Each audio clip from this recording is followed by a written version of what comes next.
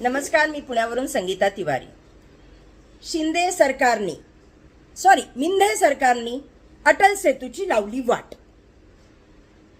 अटल सेतू 6 महिने झाला बांधून, सगळा त्याचं ओपनिंग झालं, उद्घाटन झालं.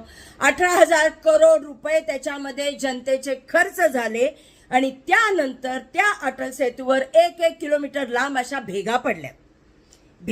मोठ्या भेगा पडल्यात आणि आमचे अध्यक्ष माननीय नानाभाऊ पटोले यांनी हे दाखवून दिलं की कसा मिंधे सरकार आणि फडणवीस सरकार भ्रष्टाचारी कामं करत आहेत. एक अटल नाव असलेल्या अटल सेतूमध्ये पण यांनी भेगा पाडल्यात. म्हणजे किती निकृष्ट दर्जाचं काम झालेलं आहे, म्हणजे किती तुम्ही जनतेबरोबर धोका करत आहात हे आमच्या नानाभाऊ पटोलेंनी दाखवून दिलं. तेव्हा हे मिंधे फडणवीस सरकार असं सांगते की तिथे डांबरी फुटपाथ केले होते. डांबरी फुटपाथ कधी डांबरी होतात का?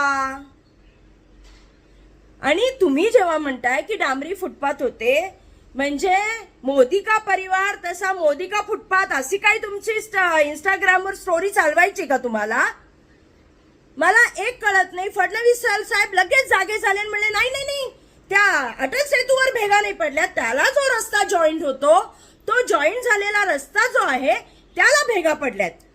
म्हणजे शिंदे सरकार, फडणवीस सरकार, तुम्ही अगदी पायापासूनच पैसे खायला सुरुवात करता का? म्हणजे जिथनं त्या अटल सेतूची सुरुवात आहे तिथनच तुम्ही पैसे खायला सुरुवात केलीये का? लाज कशी वाटत नाही तुम्हाला? काय तुम्ही जनतेला देताय काय? आज आमचे 18,000 करोड रुपये गेलेले आहेत आणि तुम्ही आम्हाला हे शिकवता, आर्किटेक्चर मार्वल दाखवता. आर्किटेक्चर मार्वल हे असं कठीण आहे. आणि नानाभाऊ पटोले यांनी हे लक्षात आणून दिलं जनतेच्या, तर तुमचा तर एकदम तिळपापडा झाला. लगेच तुम्ही एक्सक्यूजेस द्यायला लागले. चूक केली आहे, पैसा खाल्ला गेलाय, निकृष्ट दर्जाचं काम झालंय आणि तुमची सवय अशी आहे आपला ठेवायचं झाकून, दुसऱ्याचं बघायचं वाकून. या सरकारला लाज वाटली पाहिजे. किती ठिकाणी पैसे खातात, किती ठिकाणी भ्रष्टाचार करत आहात, युवकांबरोबर खेळतायत, जनतेबरोबर खेळतायत. भ्रष्टाचारी सरकार आहे.